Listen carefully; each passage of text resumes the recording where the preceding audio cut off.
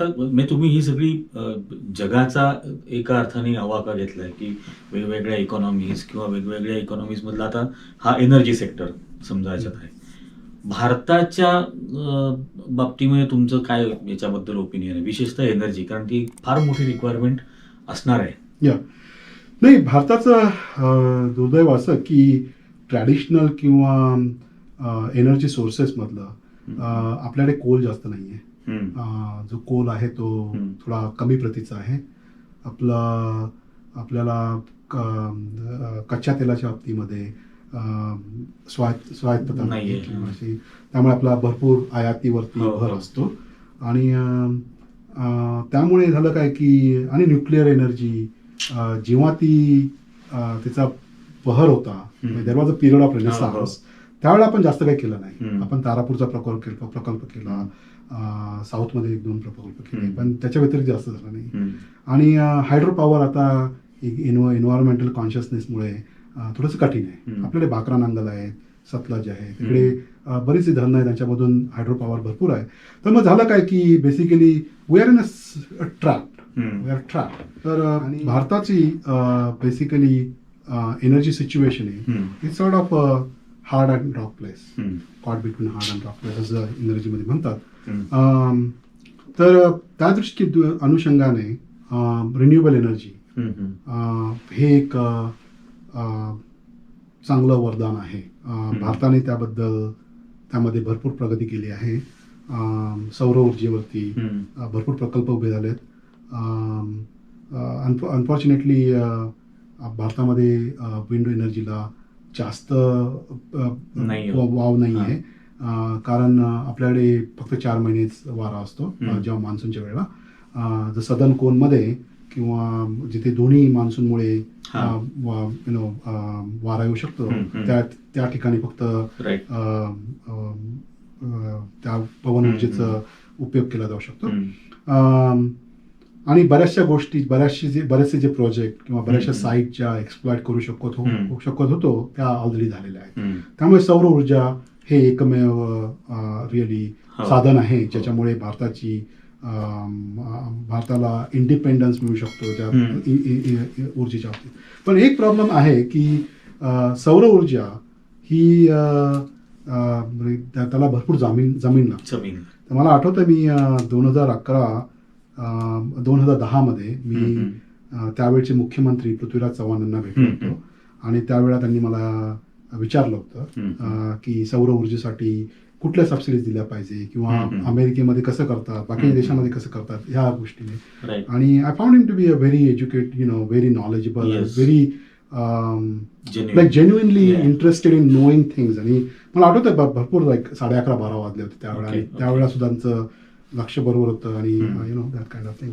आणि त्यावेळेला त्यांनी मला म्हणाले होते की ती सौर ऊर्जा he is very enthusiastic and passionate about it, पण आपल्याकडे जमीन नाही आहे. आणि तो प्रश्न कधीतरी आपल्याला भेडसावणार आहे.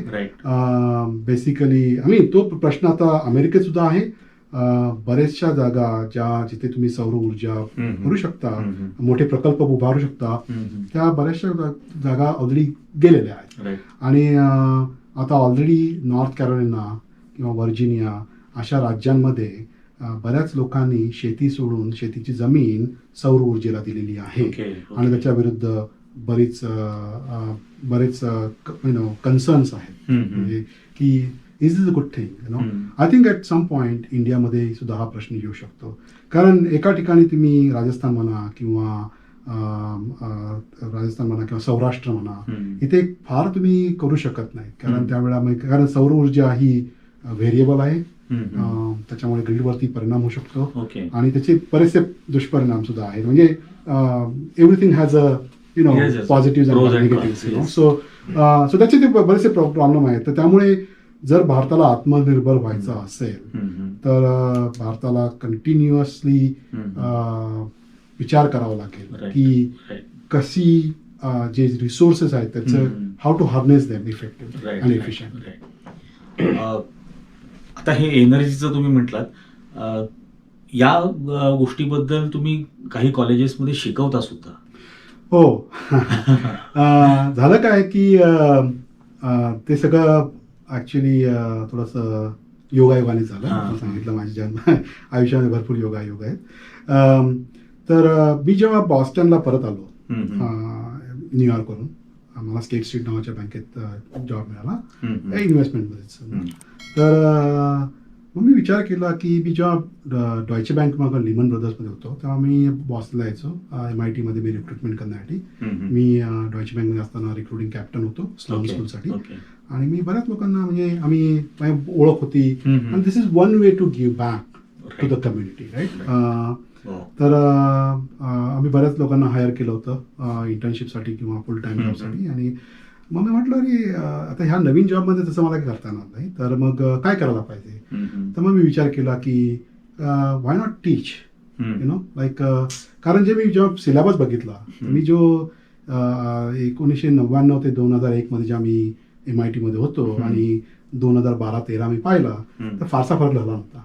आणि बेसिकली मध्ये एक फायनान्शियल क्रायसिस होऊन गेला होता, बरोबर.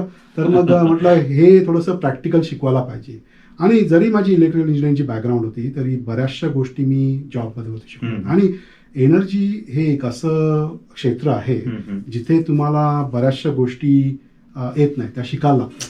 कारण त्याच्यामध्ये तुम्हाला इंजिनिअरिंग पाहिजे, तुम्हाला पब्लिक पॉलिसी पाहिजे, तुम्हाला लॉचं नॉलेज पाहिजे, तुम्हाला फायनान्सचं नॉलेज पाहिजे. सो तुम्ही डील टीम जर बघितली तर बऱ्याच क्षेत्रांमधून लोक येऊन ते काम करतात.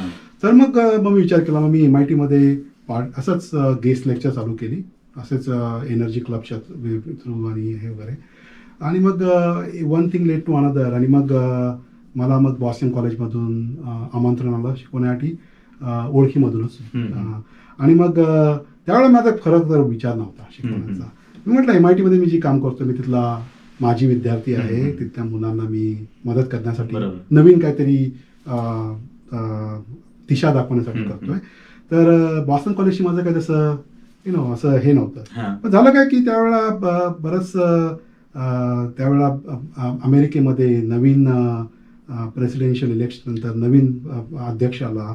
आणि तिकडे असं लोकांना वाटायला लागलं की हे वय बरोबर नाही आणि रिन्युएबल एनर्जीला वाव मिळणार नाही वगैरे वगैरे गोष्टी. मग मी म्हटलं की तिकडे भरपूर आमच्याकडे बॉस्टनमध्ये तर तुम्हाला माहिती आहे की बॉस्टन कॉमन्सला लोक जाऊन निदर्शनं करतात. तरी Boston is really the free spirit of America. आणि मग आमचे शेजारी होते ते म्हणाले की आपण असं काहीतरी करूया. म्हटलं हे बघा माझं तसं काही कल नाही आहे, I like to think constructive. आणि मग त्यावेळेला मग मी विचार केला खरोखर की renewable energy does have promise no matter which party you belong to. आणि मी आता माझ्या आणि मग त्यामुळे मी बॉस्टन कॉलेजच्या शिकवायला सुरुवात केली. आणि मी माझ्या म्हणजे जे माझे विद्यार्थी आहे त्यांना मी नेहमी एक सांगतो की don't think about red, don't think about blue, think about green, green being money. Okay? Because whether you belong to Democratic Party, whether you belong to Republican Party, money is what matters. Money cuts through, right? आणि माझ्या generally आणि मला तसा अभिमान आहे की मी दरवर्षी 2 semester शिकवतो, समरमध्ये आणि फॉलमध्ये. तर प्रत्येक क्लासमधून माझ्या कमीत कमी एक विद्यार्थी हा संपूर्ण रिन्युएबल एनर्जीमध्ये जॉब करिअर असं हे निवडलं. तर ते मला त्याचा अभिमान वाटतो कारण Boston college traditional engineering college नाही आहे, it's a liberal arts college. आणि त्यामुळे कोणी येऊन असं करणं म्हणजे त्यांनी खरोखर म्हणजे I have given them something that they decided to change the direction of their career. So that's how it worked. Great. आता पण ऑब्व्हियसली आता रिन्युएबल एनर्जीच्या याच्यात तुम्ही हे करताय. आत्ता जगभर जो परिणाम होतोय क्लायमेट चेंजचा, तर या क्लायमेट चेंजच्या याचं आणि रिन्युएबल एनर्जी यातलंही इम्पॉर्टन्स आहेच. बरोबर आहे की खरं बघायला तर मी बराचसा पेसिमिस्टिक आहे. तुम्ही जर मला विचारलं आणि मुलं नेहमी विचारतात, आम्ही जेव्हा शिकवतो तर आम्ही पहिला क्लास पहिला संपूर्ण लेक्चर आम्ही ग्लोबल क्लायमेट चेंजवरती डिवोट करतो. हे ग्लोबल क्लायमेट चेंज काय आहे, कसं झालं, त्याचा डेटा काय आहे, आणि बऱ्याच लोकांना माहीत नसतं. तर म्हणजे अक्षरशः आम्ही दाखवतो कार्बन कॉन्सन्ट्रेशन कुठं होतं, तर त्याची पद्धत आहे. त्यांनी लोकांनी आर्क्टिकमध्ये जाऊन ॲक्च्युली बर्फामध्ये हे करून कार्बन किती होता, कार्बन डेटिंग करून असं भरपूर हे काय आणि खरं तर म्हणजे ती स्लाइड्स आम्ही खरं तर पब्लिक केल्या पाहिजेत कारण त्याच्यामध्ये भरपूर इन्फॉर्मेशन आहे. तर मी तसं शिकवतो. तर माझं स्वतःचं मत आहे की we have pass that tipping point. Oh my. Okay. तर मी स्वतः बराचसा पेसिमिस्टिक आहे. तर त्यामुळे renewable energy he is more than now. It's more than like असं करायला हवं नाही, हे असं करायला पाहिजे होतं 10 वर्षांपूर्वी आणि आपण केलं नाही, त्यामुळे तो प्रॉब्लेम दुप्पट झाला. तर तसं आहे. तर आमच्या क्लासमध्ये आम्ही शिकवतो की तुम्ही जर बघितलं की कार्बन कुठून येतो, बरोबर, आणि कार्बन कुठे जातो, तर होतं काय की ज्या कन्व्हेन्शनल टेक्नॉलॉजी आहे, नॅचरल गॅस म्हणा किंवा कोल म्हणा, तर काय होतं की जो त्या इनइफिशियंट आहे, there is a certain limit amount of efficiency you can get out of it. आणि प्रॉब्लेम काय आहे की त्याच्यामध्ये आता तुम्ही जर बघितलं तर तुम्ही आमचा तो चार्ट आहे, तो डिपार्टमेंट ऑफ एनर्जीच्या दरवर्षी तो अपडेट करते. तुम्ही जाऊन पाहू शकता तिकडे. तर तुम्हाला दाखवतात की किती एनर्जी निघते आणि किती वापरली जाते. तर तुम्हाला कळेल की 2/3 of the energy actually get wasted. Okay. तर त्याच्यासाठी दोन रिझन्स आहेत, दोन कारण आहेत. एक तर कारण म्हणजे की ट्रान्समिशन डिस्ट्रीब्युशनमध्ये एनर्जी जाते, जवळजवळ 15 ते 20% एनर्जी त्याच्यामध्ये कन्झ्युम होते. आणि दुसरं म्हणजे की जेव्हा तुम्ही जनरेट करता एनर्जी तेव्हा तुमचं लॉस होतं. आता प्रॉब्लेम असा आहे की जी ट्रॅडिशनल एनर्जी टेक्नॉलॉजीज आहेत, कोल म्हणा किंवा नॅचरल गॅस म्हणा, त्याच्यामध्ये there is a law of thermodynamics, it's a law of physics. तर तुम्ही कितीही प्रयत्न केले तर तुम्ही त्याची एनर्जी इफिशियन्सी वापरू शकणार नाही. जी आता कंबाईन सायकल जनरेशन टेक्नॉलॉजी आहे, natural gas, this is the most efficient you can get. पण त्याच्या पुढे तुम्ही आता काही करू शकणार नाही. जसं तुमचं इंटरनल कंबशन इंजिन आहे, बरोबर, तर किती तुम्ही एफिशियंट करू शकता, फार कमी. तो प्रॉब्लेम आहे. तर त्यामुळे जी एनर्जी आपण जनरेट करतोय ती बरीचशी तर हवेतच जाते.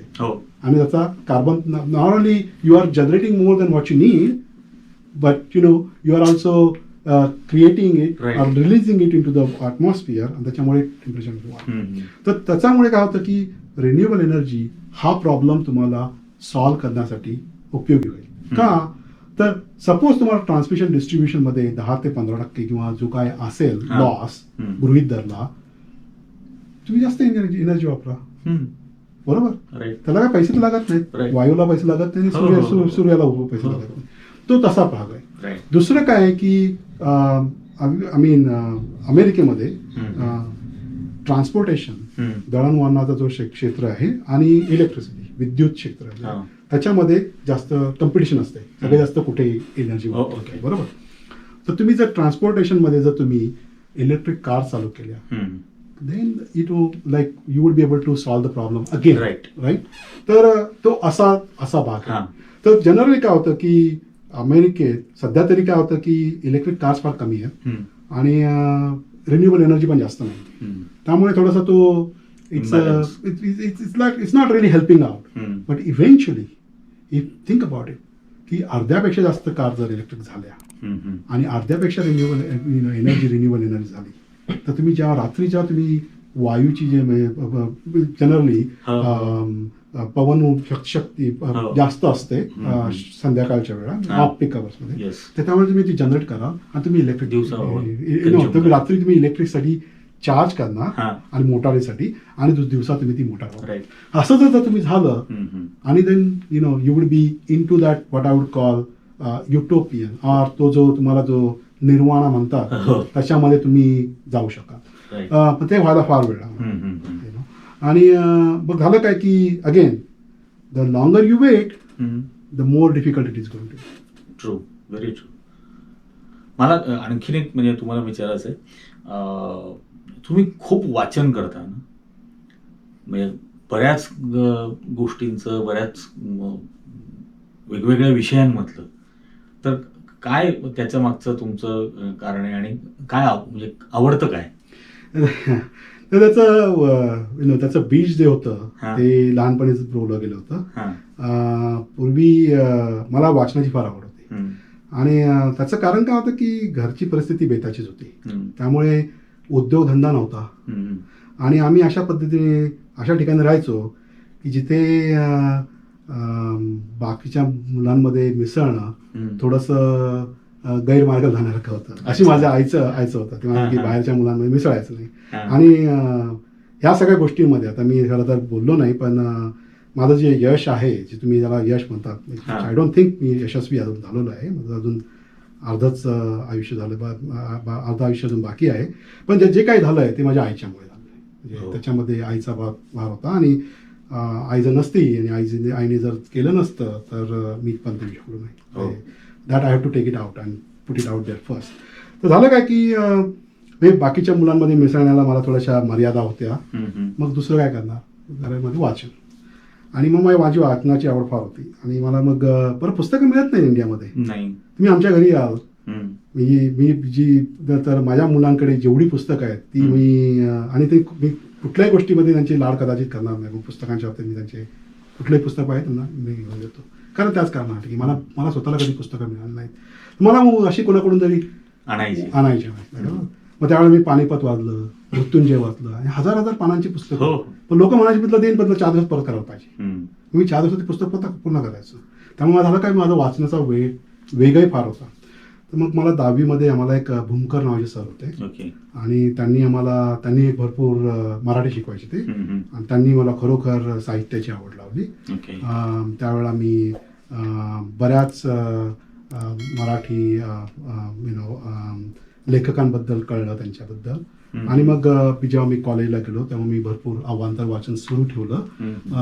आमच्याकडे मराठी ग्रंथ संग्रहालय आहे ठाण्यामध्ये. आणि अक्षरशः त्यावेळेला 10 रुपये फी होती. त्यामुळे फार काही वाटायचं नाही तिकडनं मेंबरशिप घ्यायला आणि पुस्तकं वाचण्यासाठी. तर तसं माझा पिंड तसा होता. तर मी तुम्हाला सांगितलं की मराठी मीडियममध्ये मी शिकलो होतो. आणि त्यामुळे मला इंग्रजी पुस्तकांचं फारसं ज्ञान नव्हतं. जेव्हा मी इंजिनिअरिंगला होतो त्यावेळेला मग अमेरिकेला यायचं, GRE द्यायची, टोफल द्यायची, मग इंग्रजी चांगलं पाहिजे. त्यावेळेला मी खरोखर इंग्रजी वाचनाला सुरुवात केली. तर माझा कल दोन्हीकडे असतो. मी बरंचसं फिक्शन वाचतो आणि बरंचसं नॉन फिक्शन सुद्धा वाचतो. आणि मला थोडंसं आता काय झालं की जसं मी आता म्हातारा म्हणणं नाही, प्रौढ होत चाललोय, तसं माझं वाचन आहे थोडंसं गंभीर होत चाललंय. तर मी जनरली दररोज सगळी वृत्तपत्र वाचतो. तुम्हाला माहिती असेल कदाचित, आता तुम्ही अमेरिकेत बरेच दिवस राहिला. ॲक्च्युली अमेरिकेच्या दुपारी भारतातली सगळी वृत्तपत्र रिलोड होतात दुसऱ्या दिवसांची. 1:30 किंवा 2 वाजता. ते 1:30 किंवा 2 वाजता जाऊन हे भारतातल्या लोकांना कळायच्या अगोदर आम्हाला कळलं असतं की वर्तमानपत्रामध्ये काय आहे. तर मी बरेचसे वृत्तपत्र वाचतो.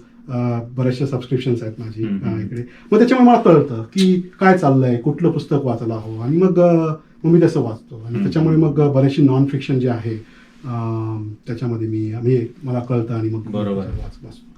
आज पण आता म्हणजे ही जी एज किंवा जनरेशन आलेली आहे की ज्यांना ते असं फिजिकल वाचायचीच सवय नाही किंवा आवड नाही, सगळं आयपॅडवर हवं किंवा फोनवर हवं. आणि इंटरनेटमुळे ऍक्च्युली खरं तर वाचन कमी झालं, वाढायला हवं होतं. कारण इंटरनेटने नॉलेज ओपन करून दिलंय, पण वाचन होत नाहीये. त्यांना तुम्ही काय सांगाल? बेसिकली माझं पहिल्यापासून हे मत होतं की जी फिजिकल कॉपीज ह्या फारशा नष्ट होणार नाहीत. त्याच्यामध्ये माझं नाही का माझ्या रूममेट बरोबर भरपूर वादविवाद झाला होता त्या गोष्टीवर. की मी म्हटलं 20 वर्षानंतर तुला असं वाटतं का की लोक वृत्तपत्र फक्त इलेक्ट्रॉनिकली वाचतील आणि फिजिकल कॉपी निघून जातील? आणि त्याला फार राग लागतं, कारण तू त्यावेळेला तो कम्प्युटर सायन्स सुद्धा म्हणत होता, मी इलेक्ट्रिकल पॉवर इंजिनिअरिंगमध्ये होतो. आणि त्याला वाटलं की मला काही कळत नाही. आता तुम्ही बघितलं ना तर आमच्या बॉस्टन कॉलेजमध्ये भरपूर कॉपीज पडल्या असतात वॉल स्ट्रीट जर्नलमध्ये. सो असं होत नाही. मी दररोज ट्राम घेतो किंवा सबवे घेतो ऑफिसला यायला, घ्यायचो, आता कमी आलं. तर तिथे सुद्धा मला बरीचशी मुलं जी माझ्यापेक्षा लाईक कॉलेज मुली आहेत ती सुद्धा वाचत असतात. सो आय डोंट नो, मला स्वतःला मी कन्व्हिन्स नाही आहे की ज्या भौतिक ज्या प्रिंट कॉपीज आहेत त्या जातील. पण असो, ते जे काय होईल ते होईल. पण सांगण्याचा मुद्दा असा की the way you should really look at it is, like, are you looking after knowledge? Are you looking at entertainment? हम्म. तर जेव्हा तुम्ही इंटरनेटवरती करता तर होतं काय की तुम्ही एखादं पुस्तक जर कन्व्हिनियन्ससाठी जर तुम्ही स्मार्टफोनवरती वाचत असाल that's best. I think that's Yes, nothing yes. Wrong about it. हम्म. आणि मी स्वतः वाचतो, माझ्याकडे किंडल ॲप आहे आणि मी बरेचदा फिरत असतो हम्म. कामासाठी वगैरे, आणि मला कुठलंही पुस्तक माझ्या लगेच तयार असतं. हो. बरोबर, माझ्याकडे लायब्ररी आहे, एखादं बरोबर नाही वाटलं दुसरं वाटलं. पण तुम्ही जर ते तुम्ही इंटरनेटवरती, आणि इंटरनेट हा जर तुम्ही स्त्रोत म्हणून वापरणार असाल हम्म. तर मग ते एक उडदामागे काळे गोळे ते तुम्हाला करायला हवं. हम्म. आणि त्याचा मला जास्त कन्सर्न आहे राईट. की इंटरनेटमध्ये कुठली गोष्ट वाईट नसते. बरोबर आहे. हो हो चाकू हा एक सर्जनही वापरू शकतो हो हो. आणि एक खुनी वापरू शकतो. हम्म. तर तसं आहे. तर त्याच्यामध्ये तर तुम्ही जर कन्व्हिनियन्ससाठी जर वापरणार असाल, हम्म. इंटरनेट म्हणा किंवा किंडल ॲप म्हणा, हम्म. तर there is nothing wrong about Nothing it. wrong. But if you are using it to read fake news, follow Twitter news, then I have some reservations about it. Absolutely. मला आठवतं एक Philip Kotler यांचं पुस्तक होतं मार्केटिंगच्या ह्याच्यातलं, आणि त्यात त्यांनी एक फोटो दाखवला होता की Y print can never be replaced. तर त्या ट्रेनच्या ह्याच्यामध्ये बोगीमध्ये सगळे लोक मांडीवरती मॉनिटर घेऊन बसलेत, आणि त्यावेळेला ते मोठे मॉनिटर्स होते, हां. आणि हे कधीच होणं शक्य नाही, त्यामुळे प्रिंट राहील हा. असं हो. त्या ऍड मधून म्हणायचं होतं.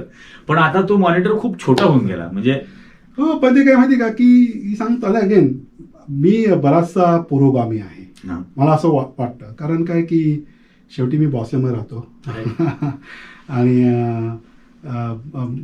लाईक माझ्यावर संस्कार झाले, मी शिकलो, मी भारतीय आहे, त्याचा मला अभिमान आहे. त्याच्यामुळे मला असं वाटतं की मी पुरोगामी आहे. मी दोन्ही गोष्टी पाहिल्या, आणि जे प्रिंट वाचण्यामध्ये जो आनंद असतो तो तुम्हाला इंटरनेटवरती वाचणार नाही. आणि खरं सांगायला तर माझ्या 2 मुली आहेत, त्या पुढच्या पिढीच्या प्रतिनिधी आहेत. आणि आमच्याकडे ब्रुकलाइन बुकस्मिथ नावाचं एक इंडिपेंडेंटली ओन्ड बुक स्टोअर आहे. ओके. ती तुम्हाला आजकाल मिळत नाही. पण ते खरं सांगायला तर त्यांच्या समर व्हेकेशनमध्ये माझी मोठी मुलगी दररोज जाते तिकडे. हो. दररोज जाते. तर मी तिला बघतो, ती स्वतः फिजिकल कॉपी जर वाचत असेल तर मला असं वाटतं की प्रिंट कॉपीज भरपूर आयुष्य आहे. Right right. तुम्ही सर आत्ता बोलता बोलता उल्लेख केला की मी बराचसा पुरोगामी आहे. मला मुद्दाम म्हणजे तो प्रश्न विचारायचा आहे, कारण मी भारतातून आलो, आणि आज भारतामध्ये पुरोगामी या शब्दाचीच टर उडवली जाते, टिंगल केली जाते. म्हणजे आता लिप्टार्डू म्हणतात लिबरलला, सेक्युलरला सिक्युलर म्हणायला लागलेत. तर या सगळ्या बदलणाऱ्या परसेप्शन बद्दल किंवा ही जी मॉकरी होते फॉर बिईंग प्रोग्रेसिव्ह, तर त्याच्याबद्दल तुमचं काय ओपिनियन आहे? ते काय असतं की ते call it flavour of the day. Flavour of the day. So सध्या हा जो कन्झर्वेटिझम आहे सगळीकडे, त्याची चलती आहे. तुम्ही जगात सगळीकडे बघितलं, अमेरिका, UK, ब्राझील, सगळ्या देशांमध्ये एका अशी ती लाट आलेली आहे. तर तशीच लाट लिबरल गोष्टींबद्दल काही वर्षांपूर्वी आली होती. तर हे चक्र चालूच राहणार आहे. ओके. झालं काय की आता ह्या वेळा थोडंसं डिफरंट आहे. कारण काय की बऱ्याच गोष्टी ह्या they are fuelling the fire, which is social media, the fake news, true, and all of that, right. आणि काय झालं की त्यांना गव्हर्नमेंट कंट्रोल नको आहे. बरोबर, which is fine. I think वृत्तपत्रांवरनं कधीही गव्हर्नमेंट कंट्रोल नकोच होता. पण त्याचं कसं आहे की स्वतःही करत नाही. तर हे जे त्रांगडं आहे ते थोडंसं निस्तरलं पाहिजे, आणि त्याला थोडा वेळ लागेल. तर तुम्ही बघितला तर मागच्या इलेक्शन सायकलमध्ये 2016च्या आणि 2020च्या अमेरिकेमध्ये the way Twitter, Facebook handle करतात त्या गोष्टी much different, because they are learning. आणि ते तो जो भाग आहे. So basically this is like the first combination, right, की कन्झर्वेटिझमची लाट आलेली आहे आणि ह्या गोष्टींना हे करतात. ते काही दिवसांनी त्या तो बदलेल आणि life will be back to normal. So Okay. असं माझं स्वतःचं मत आहे. हम्म, तर मी काही अशा गोष्टींमध्ये दुखावला जात नाही. हम्म, कारण काय की एक गोष्ट त्याच्यातून चांगली झाली आहे की पूर्वी कसं होतं की बिईंग डिप्लोमॅटिक, हम्म, त्यामुळे कोणाच्या मनातलं काही कळत नव्हतं. हम्म. आता लोकांनी ते उघड्यावर ठेवलं आहे. हा. बरोबर. त्यामुळे आता मनात सज्जन ओळखावा मनात ठेवा असं माझी माई म्हणते. हम्म, तर तसं करायचं आणि पुढे चालत राहायचं. शेवटी काय की सत्य हे कधी दाबलं जाणार नाही. नाही. बरोबर. आणि आता उद्या for example global climate change हा एक उदाहरण घेऊ. हम्म. बरोबर. लोक म्हणतात बरेच जरा lot of people who say that global climate change doesn't exist, it's palsy. हम्म, पण तुम्ही आता जर खरोखर जाऊन बघितलं आणि तुम्ही जर अमेरिकेमध्ये जर तुम्ही सर्व्हे केला हम्म. तर बरेचसे रिपब्लिकन हम्म. लोक सुद्धा म्हणतील की हो. They are worried about it yeah. Because that something they are concern about, right. Hmm, तुम्ही त्याचे परिणाम बघता तर शेवटी काय की it will all balance out. Hmm. You will see it, you know. That's how it going to be, right. मला तुम्हाला शेवटचा एक प्रश्न विचारायचा आहे. पण तुम्ही आत्ता जे सांगितलं हे खूपच म्हणजे खऱ्या अर्थाने एनलाइटनिंग आहे. आणि ही जी लाईफ सायकल बद्दल तुम्ही म्हणताय तर डेफिनेटली म्हणजे हेट आणि falsehood also has an expiry date. That's right. तर ते एक दिवशी ते संपेल. पण या मुलाखतीचा पर्पज म्हणून आज महाराष्ट्रातल्या मुलांना तुम्ही काय गाईड कराल? महाराष्ट्राच्या मुलांना कष्ट करा, शिक्षणाची आस धरा. आणि याचं मूर्तिवंत उदाहरण मी तुमच्यासमोर उभं आहे. हो, निश्चित. कारण काय की पैसे मिळतील, पैशांच्या मागे धावण्यामध्ये काही नाही. पैसे तुम्हाला मिळतील, आज नाही तर उद्या मिळतील. पण जेव्हा तुम्ही सगळ्या गोष्टी बाजूला ठेवून जर तुम्ही अभ्यास केला किंवा जर तुम्ही शिक्षणाची कास धरली तर तुम्हाला खरोखर तुमचं internally it will help you. Right. It will make you a better person. Sympathy, compassion ह्या गोष्टी बोलायला चांगल्या आहेत. हम्म, तर भारतामध्ये काय माहिती का एक प्रश्न आहे की सगळ्या गोष्टी ओठावर असतात, हम्म, हृदयात नसतात. हम्म. आदर तुम्ही भारतामध्ये बोललात तर तुम्ही सगळे लोक म्हणतील भरपूर आदर तिथे आहे. बरोबर. ते सगळं ओठावर असतं. तर ह्या गोष्टी तुम्हाला जर फंडामेंटली चेंज करायला असतील हम्म, तर तुम्हाला खरोखर शिक्षणाची कास झाली पाहिजे. मला सांगितलं की घरची परिस्थिती काय चांगली नव्हती, पण जेव्हा मी अभ्यास करायचो तेव्हा मी बाकीच्या गोष्टी विसरून जायचो. हम्म, बरोबर. आणि मग त्याच्यासाठी मला ते औषध मिळालं. आणि सांगितलं मला मगाशी आई वडिलांचं आणि आईचं पर्टिक्युलरली की बरेचदा काय होतं की आपल्याकडे परिस्थिती जर बेताची असेल, हम्म, अरे बाबा काहीतरी जॉब कर, हम्म. थोडे पैसे कमव. हो. बरोबर. आणि काय होतं मग त्यामुळे की मुलाला जेव्हा पैसे कमवायला लागतात हम्म, तर त्या पैशांवरती आपला अधिकार नसतो, हम्म, तो मुलाचा अधिकार असतो. हम्म. बरोबर आहे. Correct. आणि मग काय होतं की मग याने एकदा पैसे खुळखुळायला लागले की मुलांना सुद्धा दुसरी गोष्टी सुचतात. आणि मग it just doesn't workout, you know. मला ते एक चांगलं केलं माझ्या आईवडिलांनी की मला कधीही दुसरा पार्ट टाइम जॉब करावा लागणार. मग त्यामुळे झालं काय की आपली परिस्थिती आहे, आपलं एक घर आहे, ह्याच्यात बसायचं आहे. आणि दुसरी गोष्ट जर तुम्हाला त्याच्यातून दारिद्र्यातून बाहेर पडायचं असेल तर हा एकच शिक्षण मार्ग आहे. बरोबर. तर मला ते ह्याच्याबद्दल ज्योतिराव फुल्यांचं मला फार वाटतं. येस. विद्येविना मती गेली, मतीविना गती गेली, अगदी अगदी. गतीविना दारिद्र्य आले, एवढे प्रपंच ह्या अविद्येने केले, असं ते काय म्हणाले. हो. आणि त्यांनी दुसरं एक म्हणाले होते की तुम्ही एक माणूस शिकवला तर एक माणूस शिकतो, हम्म. पण तुम्ही एक बाई शिकवली त्या तर सगळं तुम्ही घर संपूर्ण घर शिकतो. आणि त्याचं उदाहरण आमच्या घरात आहे. क्या बात. कारण आमची आई माझ्या वडिलांपेक्षा जास्त शिकली होती, तिला स्वतःला अपॉर्च्युनिटी मिळाला नाहीत, त्यामुळे तिने तिच्या मुलांना दिल्या. आम्ही आमच्या संपूर्ण एक्सटेंडेड फॅमिलीमध्ये आमचं एकच कुटुंब असं होतं की ज्याच्यामध्ये इंजिनिअरिंग ग्रॅज्युएट झालेला हम्म, हे एकच असं कुटुंब आहे. पहिला इंजिनियर आहे मी. हम्म. आणि संपूर्ण तिन्ही आमची भावंड, माझ्या 2 बहिणी आणि मी, हो, हो. तिघांनाही ग्रॅज्युएट डिग्री मिळाली. वा. तिघांनी संपूर्ण कॉलेज पूर्ण केलं. तर ते असं असतं. आणि त्याच्यामुळे आम्ही तिघेही चांगल्या मार्गावर आहोत. आमच्या मुलांना त्याचा उपयोग होईल, त्यांच्या मुलांना त्याच्यामुळे उपयोग होईल. तर ते असं असतं. ते शिक्षण is very fundamental, you know. It's there is nothing more fundamental than that. अगदी अगदी. आणि त्याच्यामुळेच तर मग तुम्ही इवन लाईक आता भारताबद्दल बोलत आहोत तर भारताच्या प्राचीन वर्षामध्ये जावं लागेल. त्यावेळेला मुलांना ब्रह्मचार्यामध्ये शिक्षणासाठी बाहेर पाठवायचे का, तर no other distraction, that's what we need to do. Right. माझ्या मते आज महाराष्ट्रातल्या आपल्या मी मराठीच्या सगळ्याच दर्शकांसाठी एक खूप उद्बोधक गोष्ट आहे. आणि महात्मा फुले सावित्रीबाईंचं त्यांनी नाव घेतलं, ज्यांनी खरंच शिक्षणाची मुहूर्तमेढ या देशासाठी म्हणून रोवली आणि सगळ्यांसाठी शिक्षण खुलं करून देण्याचा पहिला मार्ग त्यांनी दाखवला. आज या निमित्ताने रायकर सरांबरोबर ही सगळी चर्चा केली. पण हे सगळं म्हणजे तुमचं सुद्धा हे सगळं ज्ञान आणि अनुभव सांगितले, याचा नक्की सगळ्यांना उपयोग होईल. मी मराठी USAच्या या कार्यक्रमात आपण सहभाग घेतला याबद्दल आपले अगदी मनपूर्वक आभार. आणि मला तुमच्या धन्यवाद. प्रेक्षकांशी भेटण्याची ही संधी दिली त्याबद्दल आपला मी मनपूर्वक आभारी आहे. थँक्यू.